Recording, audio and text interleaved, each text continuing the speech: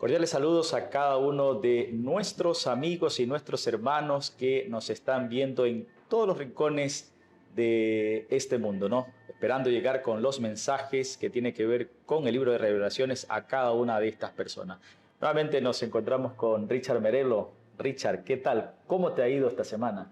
Bueno, en lo personal, muy bien, y de paso te comento que estoy contento porque una vez más estamos haciendo un programa más, dando una respuesta más, y que tiene que ver con el triple mensaje angélico. Correcto. A nuestros amigos, a nuestros hermanos que nos están viendo, no olviden de suscribirse y también dar like, ¿no? A las plataformas que tiene que ver el canal de YouTube y también lo que tiene que ver con Facebook, ¿no? Esperemos que den su like y también puedan suscribirse también para poder llegar a más personas, ¿no? Con este lindo mensaje que el Señor ha dado en su palabra, que es los últimos mensajes para este mundo, ¿no? Ajá. Richard, ¿qué tal si nos compartes una oración para poder iniciar el... Claro que sí. Vamos a orar. Querido Dios que moras en los cielos, una vez más te agradecemos por darnos la oportunidad de poder grabar un mensaje más, que de paso es el mensaje del primer ángel. Este mensaje tiene verdades distintivas que solo lo predica nuestra iglesia. Señor, bendice este programa, bendice a aquellos que van a escuchar y van a ver este mensaje, aquellos que estarán detrás de una pantalla, de un teléfono, de una computadora. Señor, que este mensaje llegue a lo más profundo de sus corazones. Te lo imploramos y te lo agradecemos en el nombre de Jesús. Amén. Amén. Ok, vamos a ver el comentario o la pregunta que nos han hecho en este caso nuestros amigos con el mensaje que estamos dando, ¿no? Y antes de aquello, no quiero leer algo que la sierva del Señor escribió, ¿no? Y esto para la iglesia, ¿no? Dice, en un sentido especial, los adventistas del séptimo día han sido puestos en el mundo como centinelas y transmisores de luz. Somos esos aquellos que deben dar a conocer este mensaje, ¿no? Para estos tiempos, ¿no? A ellos, o sea, a la iglesia adventista, ha sido confiada la tarea de dirigir la última amonestación a un mundo que perece. La palabra de Dios proyecta sobre ellos una luz maravillosa. La obra de la mayor importancia le ha sido confiada, proclamar el mensaje del primero, segundo y tercer ángel. Ninguna otra obra puede ser comparada con esta, y nada debe desviar nuestra atención de ella. Ninguna otra obra puede ser comparada con esta, y nada debe desviar nuestra atención de ella. Algo interesante, ¿no? De que el Señor, esa tarea que ha dejado confiada a esta iglesia para este último tiempo, ¿no?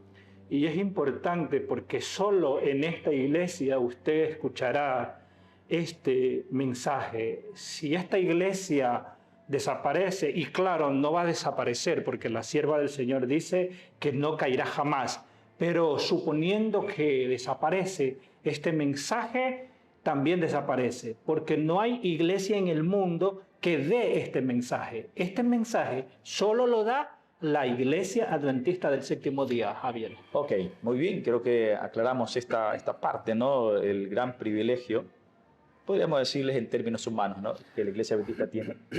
Pero, si no lo hace, la sangre de muchos caerá sobre aquellos que formamos la iglesia adventista por no proclamar este mensaje, ¿no? Richard, Samar, creo que es él, hace una pregunta y él dice, ¿cuál es el mensaje del primer ángel y del segundo y del tercero? Como decía hace un momento, ¿no? Vamos a enfocarnos en esta primera parte sobre el mensaje del primer ángel, ya que tiene ciertas características o cierto mandato, ¿no? Dentro del mensaje del primer ángel. Yo creo que nos vamos a enfocar en esa parte. Y Richard, ¿tú qué crees? Vamos leyendo el primer mensaje, ¿no? Vamos a la Biblia. Vamos a leer el mensaje del primer ángel y dice y vi volar por en medio del cielo a otro ángel que tenía el evangelio eterno para predicarlo a los moradores de la tierra, a toda nación, tribu y lengua, diciendo a gran voz: teme Dios, ahí está el primer mensaje del primer ángel, teme a Dios y dadle gloria, porque la hora de su juicio ha llegado, y adorad a aquel que hizo el cielo, la tierra, el mar y la fuente de las aguas.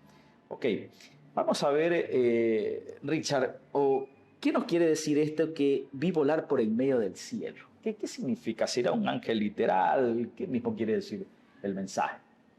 Nosotros sabemos que la palabra de Dios, cuando presenta la palabra ángel, lo presenta en dos contextos. Se refiere o a un ángel celestial o en este caso a un mensajero. Claro está que en el mensaje del primer ángel se refiere a la iglesia, porque es la iglesia que proclama este mensaje. O sea, es un símbolo de la iglesia, ¿verdad?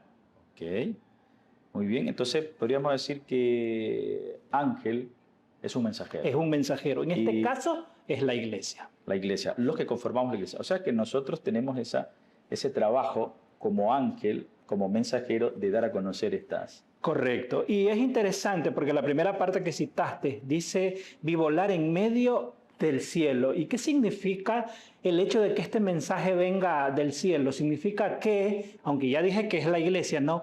Pero el hecho de que el mensaje diga que viene del cielo significa que es un mensaje celestial, es un mensaje bíblico, es un mensaje que no está adulterado. ¿Y por qué te menciono esto? Porque si tú vas a Apocalipsis 13, ahí te habla de un sistema político-religioso que da un mensaje. ¿Y qué encontramos en Apocalipsis 13? Encontramos a la bestia que sube del mar. Y en la Biblia mar representa pueblos, muchedumbres y lenguas. Y este sistema tiene un mensaje, pero ese mensaje viene ¿de dónde? Viene de hombres. Este mensaje, que es el mensaje del primer ángel, es un mensaje celestial.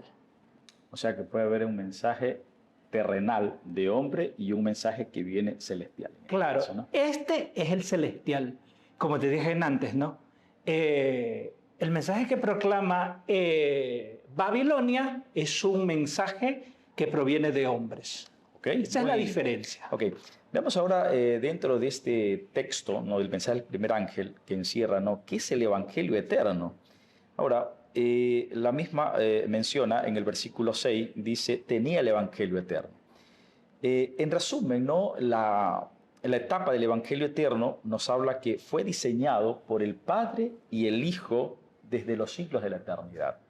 Nos habla que también fue revelado por primera vez a Adán y Eva en el momento que cayeron o desobedecieron a Dios, y también se estableció en un símbolo del sistema de ofrenda y sacrificio, ¿no?, apuntando a aquel que iba a venir e iba a morir, ¿no? Ahora, claro, el plan se formuló en los siglos de la eternidad, pero se implementó cuando Jesús se ofreció en lugar del pecador. Recordemos de que cuando Adán y Eva pecaron, el texto dice, el día que de él comieras, ciertamente morirás. El día que de él comieras, o sea, el día que tú comas, vas a morir. Pero el asunto es, ¿por qué no murió en ese momento Adán y Eva? El asunto es que hubo alguien ya, o un plan, que ya había sido establecido en la eternidad. Exactamente. Alguien tenía que morir por ellos. La sierva de Dios dice que cuando iba a caer la sentencia a nuestros primeros padres, el Hijo de Dios se interpuso entre los vivos y los muertos y dijo que la sentencia caiga sobre él y démosle otra oportunidad al ser humano. O sea, qué privilegio, qué inmenso amor para que la sentencia que tenía que caer a nosotros la reciba alguien que es justo y amoroso. Y que es eterno. Y cuando nosotros hablamos del Evangelio, se habla de unas buenas nuevas. En este caso vemos que esta es una de las razones por la cual el Evangelio es eterno, porque proviene del eterno. Amén. Y de paso, no es un evangelio que cambia, no es un evangelio adulterado. ¿Por qué? Porque viene del eterno. Amén. incluso dice que Jesús se ofreció ocupar el lugar del pecador. Jesús tenía que cumplir doble tarea. Primero, como dice, ¿no?, ser un cordero sin mancha.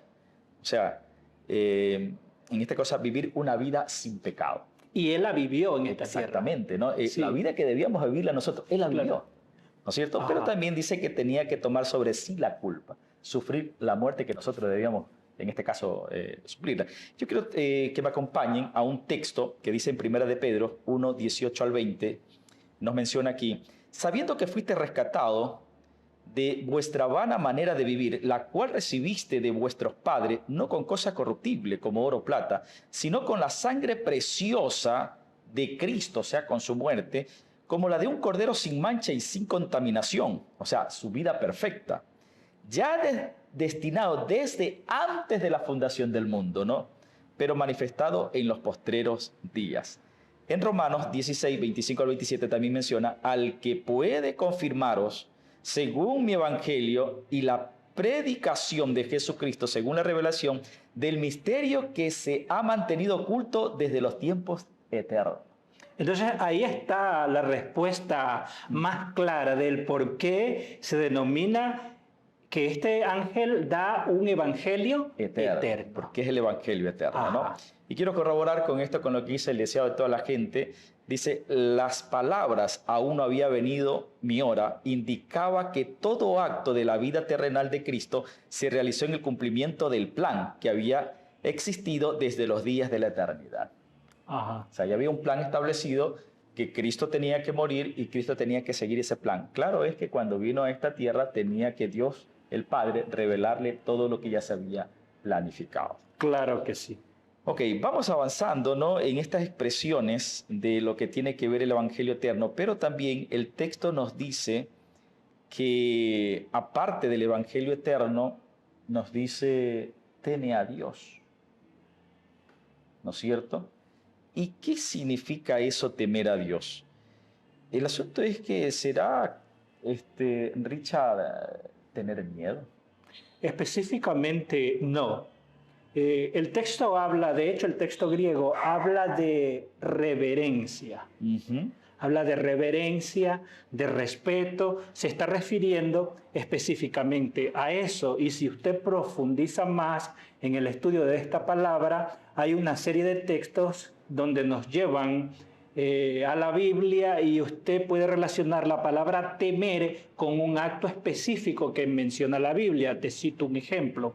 Teme a Dios y guarda sus mandamientos. Teme a Dios y apártate del mal.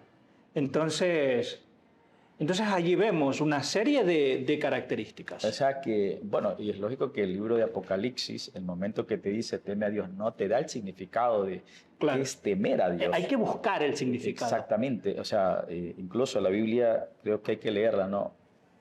Un punto aquí, otro un poquito punto acá. Otro poquito Sí. acá. O sea, para poder saber el significado de ciertas palabras. Por ejemplo, tú citaste alguna. Claro. En Salmos 2:11 dice: servid a Jehová con temor y alegraos con temblor.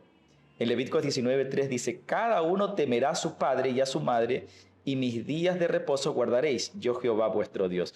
Ahora, aquí no habla de miedo, sino tenerle un profundo respeto por medio de la obediencia. Y mira lo interesante que el texto habla de temer y habla de guardar el día de reposo. De reposo. Eso te conecta con el sábado, es decir, que si temes a Dios, guardas el día del Señor, según lo que acabas de leer. Y nosotros sabemos que el día del Señor es el sábado. Por eso tú decías, ¿no? Reverencia y obediencia. Ajá. O sea, el temor tiene que ver con reverencia y obediencia. Por eso la vez pasada, que vamos también en una forma general, el ejemplo de Abraham, ¿no es cierto? Abraham Claro.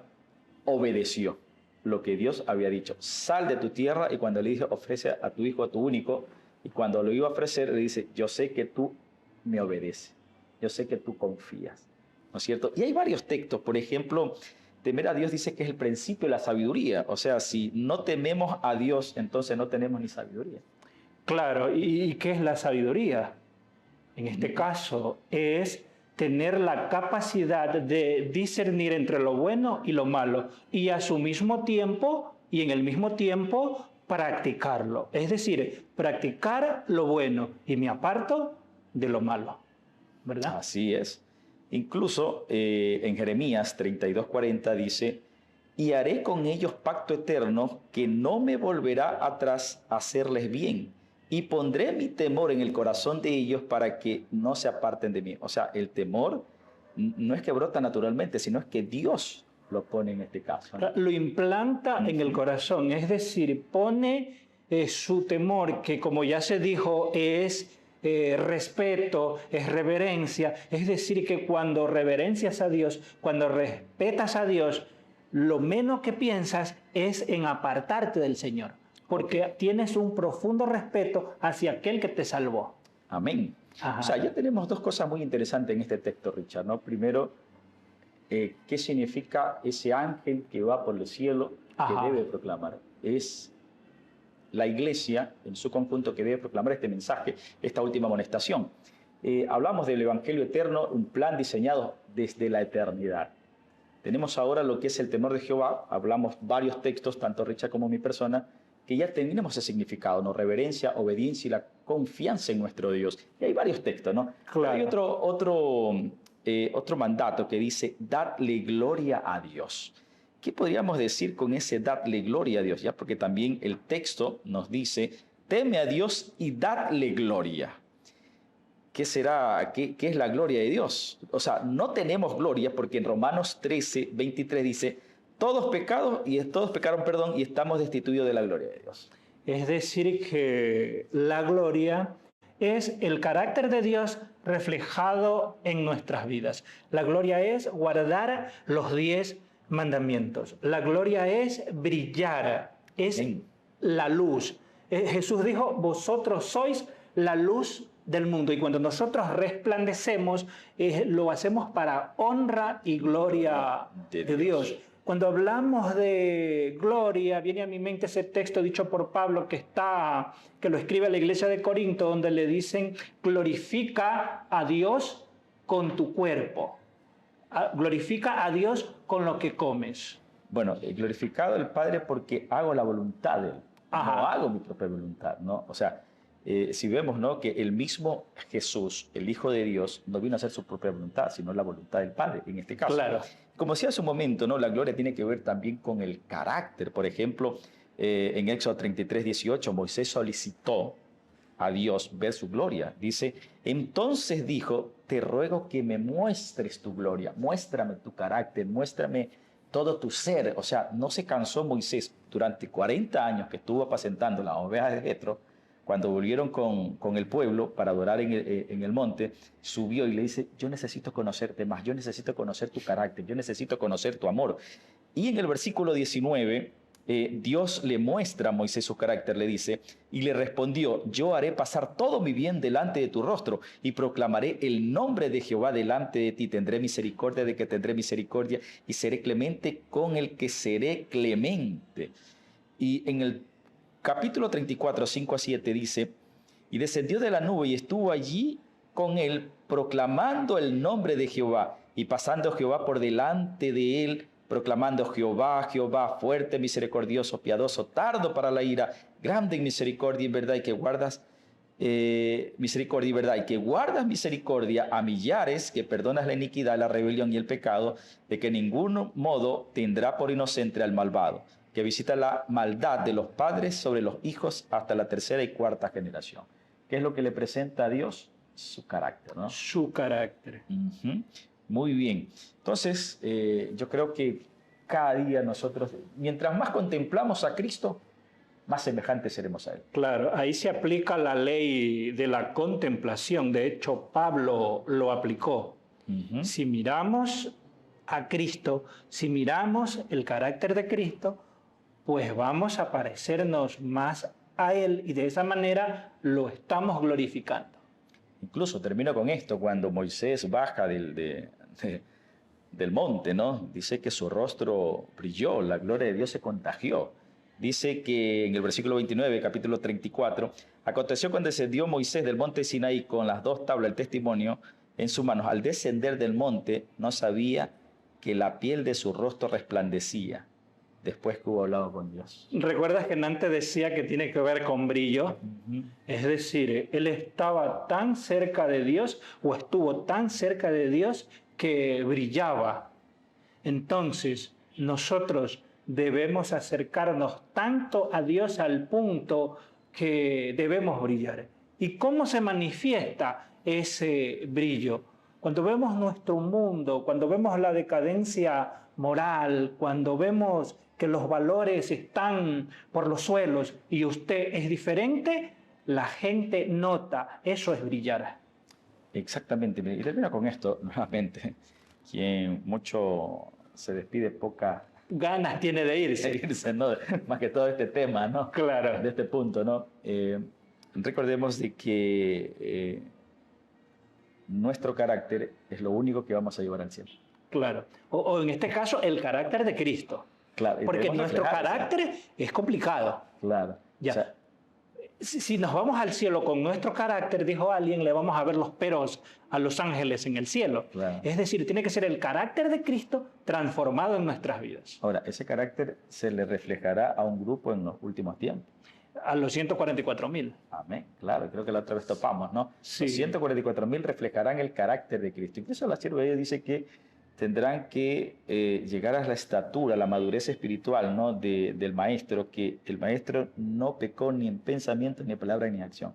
Así debemos de llegar en este caso, ¿no? Es que de carácter, perfección de carácter, hay que decirlo bien, no perfección de la naturaleza que tenemos, caída, porque esa la vamos a tener hasta que Cristo venga. Claro, ahí viene lo que se llama glorificación, cuando de hecho el folleto de la escuela sabática hablaba de eso, hablaba de conversión, hablaba de santificación y hablaba de glorificación. ¿Qué es la glorificación? Cuando Cristo venga a esta tierra y nos transforme. Esto corruptible se va a volver incorruptible. Eso es glorificación. O sea, que nuestro carácter sí lo podemos ser perfecto en carácter. Claro. Amén. Ok, ahora, nuevamente el punto, Richard, dice, dale gloria a Dios y teme a Dios. ¿Por qué? Porque la hora de su juicio ha llegado. Ha llegado. Ahora, ¿qué tiene que ver el juicio? Y mira una cosa, que el juicio no es de nosotros. ¿Qué dice? Porque la hora de su juicio. Claro. El juicio es de Dios. Es algo que en este momento se está realizando en el cielo. Y la vez pasada se hablaba de que el juicio investigador tiene tres etapas. Y creo que se habló también del tiempo. La primera etapa es el juicio investigador que va desde 1844 hasta el cierre de la puerta de la gracia o hasta que el ser humano descansa, ¿verdad? Y ahí entra, creo, el juicio de los vivos, ¿no? Antes de cierre la puerta de la gracia tiene que... Claro, antes de que se cierre la puerta de la gracia va el juicio de los vivos. Aunque claro, el juicio de los ahorita está el juicio de los que están en el descanso. El juicio de los vivos todavía no comienza. ¿Por qué todavía no comienza? Porque todavía hay personas que están muriendo y hay personas que en el futuro van a morir. Y cuando digo esto, específicamente ¿a quién me refiero? A los mártires. Entonces ellos descienden a las sepulturas, pasan a juicio y después viene el juicio de los vivos. Aunque aquí no hay una especie de fecha, los que ponen fecha para el juicio de los vivos están más perdidos que piejos en peluca, Javier. Sí, una cosa que interesante que acabas de mencionar. No hay fecha, no hay día ni hora. Ajá. El asunto es que el Señor siempre nos dejó señales. Así es. Y eso hay que estudiar porque hay eventos que anuncian. O sea, te marcan la pauta. Exactamente. Te marcan la pauta. El momento que está por entrar o entramos al juicio de los vivos. No hay fecha, eventos sí, pero eso hay que estudiarlo a la luz de la Biblia y el espíritu de profecía para ver los eventos que menciona la Biblia, ¿no? Y hay el otro juicio que dice, ¿no? Este es el juicio el juicio investigador, que se lo llama. Claro, ese es el que hoy estamos viviendo, es el juicio investigador. Y eso lo podemos encontrar en Apocalipsis 14, 6 y 7. El juicio del milenio, el juicio comprobatorio, está en Apocalipsis 24 al 6.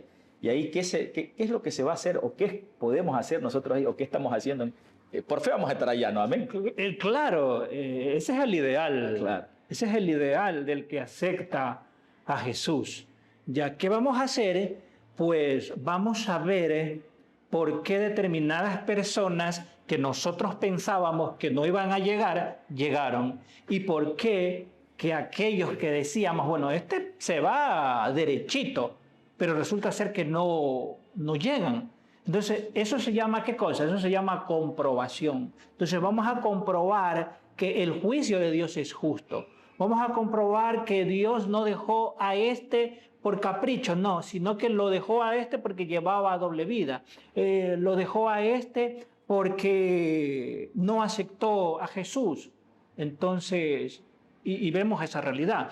Y de pronto vamos a ver, bueno, pero si este nunca tomó el Evangelio en serio, ¿por qué está acá? Entonces ahí vamos a ver en los registros celestiales que experimentó una conversión. Ajá. Me gustaría ver, ¿no? Por ejemplo, Esteban vio, me imagino que vio a Pablo, ¿no? Decir, apedréenlo. Claro. Tal vez para Esteban, a lo mejor dice, tal vez él no ha de estar, pero el momento cuando sea la resurrección, me imagino que se sorprender. Y bueno, y tú, Pablo, ¿qué haces aquí? Pablo me imagino que le va a decir, por la testificación tuya con tu muerte, yo llegué al Evangelio, ¿no? Van a haber sorpresas, ¿no? Exactamente, ¿no? Sí.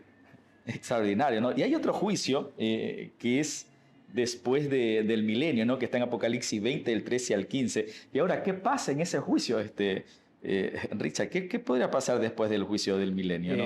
Recapitulando rápidamente lo que está en estos libros, estos son los libros de la hermana White, hablando de este juicio, ya terminando los 1000 años, nosotros sabemos que la santa ciudad va a descender. Y cuando descienda, ¿viene con quién? Viene con los redimidos. Y ahí en la parte de arriba de la ciudad, ahí se va a ver un trono. ¿Y quién va a estar allí? Ahí va a estar Cristo Jesús. Y luego en ese momento Dios le da poder, Dios le da vida a los que yacen en el polvo de la tierra, a los impíos, a los perdidos. Ellos resucitan. Es en ese momento que Satanás vuelve a engañarlo. Y les hace creer que la ciudad que ha descendido les pertenece a ellos. Ajá. Ya.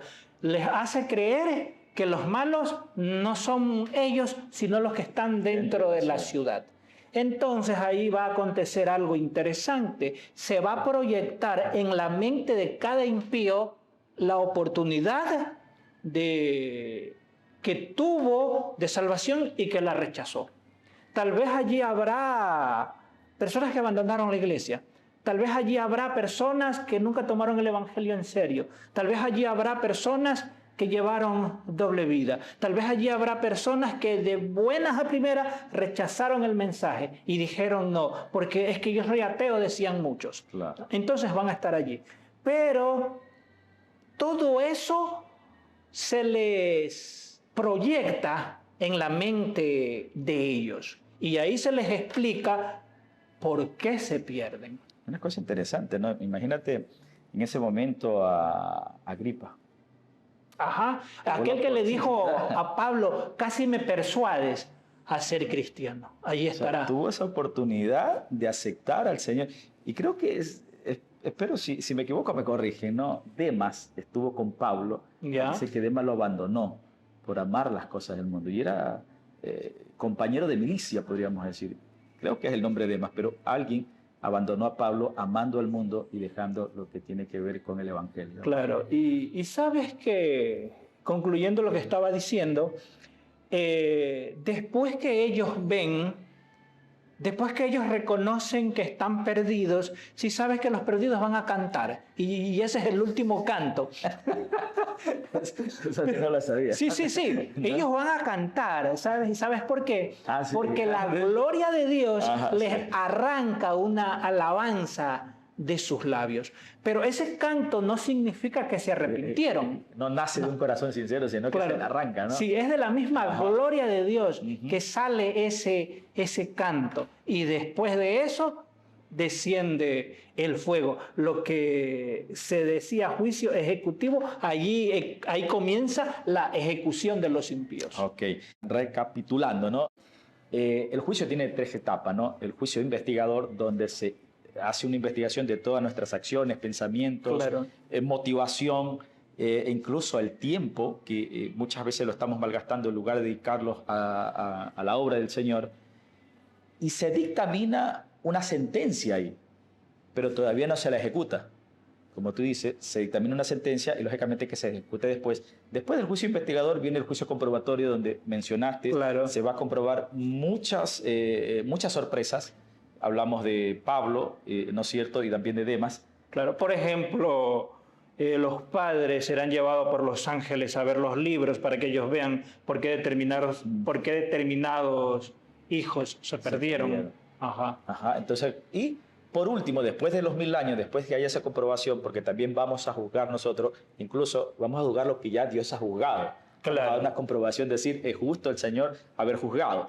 Y el último es la sentencia. Lo que se dictaminó en el juicio investigador, la sentencia ahora se la va a ejecutar en el juicio ejecutivo, ¿no? Sí. Donde mencionaste, ¿no? Ahí descenderá fuego de Jehová y consumirá a todos los impíos. Dicen que algunos van a sufrir un poco, ¿no? Otros más. Por ejemplo, Hitler ha de sufrir algo más o menos. Claro, ¿no? ahí se aplica lo que dijo Lucas, que el ser humano será juzgado conforme a sus obras.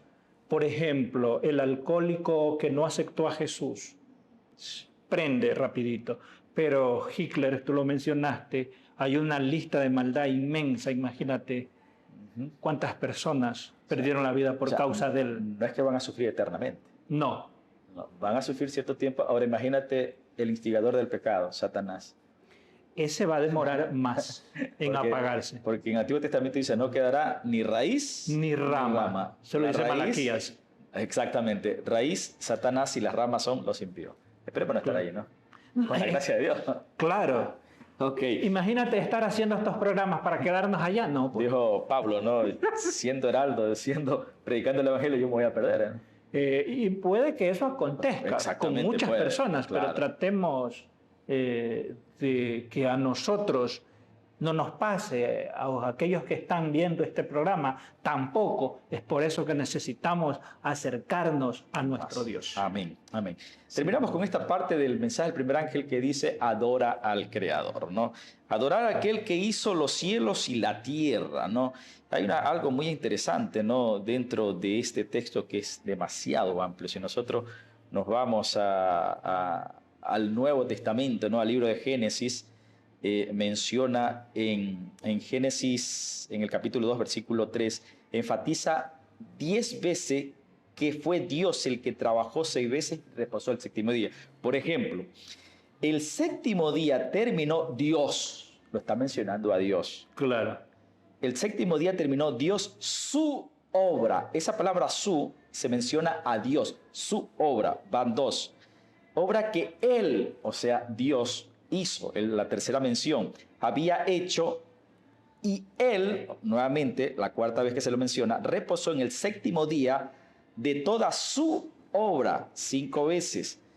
Él había hecho 6 veces, entonces Dios bendijo el 7º día y lo santificó porque en él, 8º, reposó de toda su obra, 9, y Dios que Dios había creado. O sea, lo que quiere decir que este texto enfatiza lo que Dios hizo en el 7º día, ¿no? O sea, el mensaje del primero me conecta con la creación. Ya, es decir, y tú estás hablando de lo que Él hizo, que es en este caso la creación, y aquí aparece el sábado. Pero el texto habla de la adoración. Adora a aquel que hizo esto. Ya lo que tú ahorita acabas de detallarnos. Imagínate que nos lleva a adorar al Señor del sábado.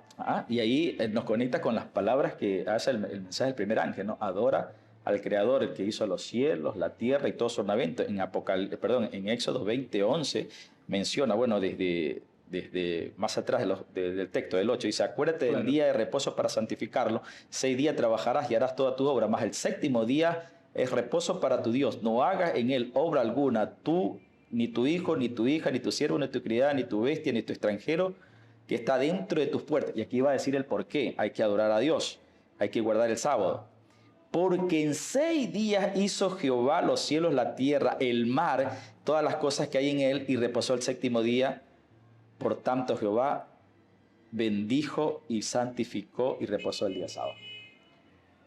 Algo interesante, ¿no? Es emocionante ver que este mensaje de este ángel te habla, aparte de todo lo que ya se dijo, su mensaje central es la adoración hacia aquel que hizo el sábado. Amén.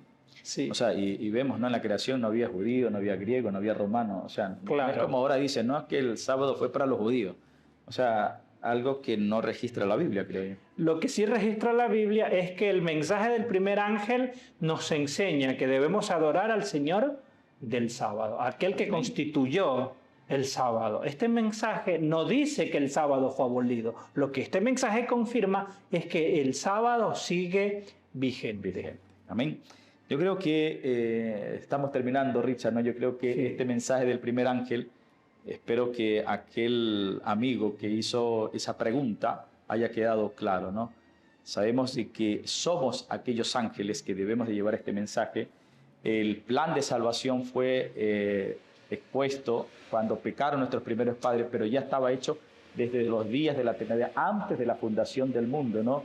Hay que reverenciar, hay que obedecer a Dios, hay que tener el carácter de Cristo porque el juicio se está dando en este momento, ¿no? Claro. Y el mensaje nos llama nuevamente a adorar el sábado. ¿Y por qué adorar el sábado? Porque hay alguien que dice, no, hay que adorar el primer día de la semana porque Jesús resucitó ese día. Es otro sistema en este caso, ¿ya?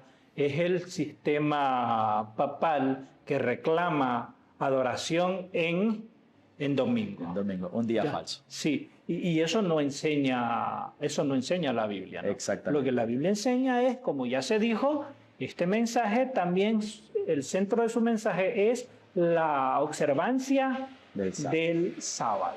Y termino, ¿no? Todo este conflicto tiene que ver con la adoración. ¿A quién adoramos? ¿Aquel que hizo los cielos y la tierra o al enemigo de Dios? ¿Sabes qué? Te comento algo, hablando del sábado.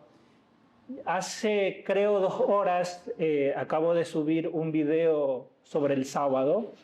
Está en mi cuenta de Facebook. Puedes buscarme como Ricardo Merelo y allí doy 24 razones para guardar el sábado. Y ya hay cientos de personas viendo el video. ¿Escuchaste bien, sí? 24 razones para guardar el sábado. Y ahí yo doy una serie de citas bíblicas. Yo creo que ya con eso, no sé qué podamos más hacer, ¿no? Bueno, orar para que el Señor hable el entendimiento, ¿no? Por medio de su Espíritu Santo. Con lo que acabas de mencionar, 24 razones por qué debemos adorar y bíblicamente, yo creo que el Señor te ha utilizado bastante para poder dar a conocer por qué nosotros debemos adorar el sábado. Porque el sábado no es del hombre, es de Dios, pero se lo dio al hombre para poder guardarlo y santificarlo. Así es. Bueno, ya nos queda que despedirnos. Nada más que despedirnos, y antes de despedirnos, no te olvides, querido amigo y hermano, de suscribirte, ¿no es cierto?, en el canal de YouTube como Verdad Bíblica. Claro, Verdad Bíblica. Y también en Facebook, ¿no? Sí, en Facebook. Claro, el tema que yo mencioné de las 24 razones para guardar el sábado, ese lo encuentran en mi canal Ricardo Merelo. Ya sea en YouTube o en Facebook, ahí lo encontrarán. Así que no olviden suscribirse en el canal de Richard Merelo, ¿no? También como Richard Merelo y también canal de Verdad Bíblica, ¿no? Vamos a hacer una oración y esperando que también puedan hacer sus preguntas. Para la siguiente vamos a tener el mensaje del segundo ángel, ¿no? Así un poco más explicado, ¿no? Más detallado. Vamos a orar para culminar. Ok. Oremos. Eterno Dios y Padre Celestial que estás en los cielos, te agradecemos por darnos, Señor, tu mensaje, tu palabra, tanto bíblicamente como los testimonios, haciéndonos aprender y recordar de esta importancia del mensaje del primer ángel. Ayúdanos, Señor, a tener esa responsabilidad de ir a dar a conocer estas grandes verdades que habla el libro Apocalipsis. Un mensaje último que tiene que ser proclamado a toda nación, tribu y lengua. Utilízanos como un instrumento, Dios, y también utiliza este medio para llegar a muchas personas, aquellos que estarán viendo, Dios, que toque sus corazones para que entiendan este mensaje de suma importancia y puedan acercarse a tus pies, oh Padre Celestial. Todo esto te lo pedimos en el nombre y por los méritos de nuestro Señor Jesucristo. Amén. Amén. Que Dios los bendiga. Nos vemos en el próximo programa.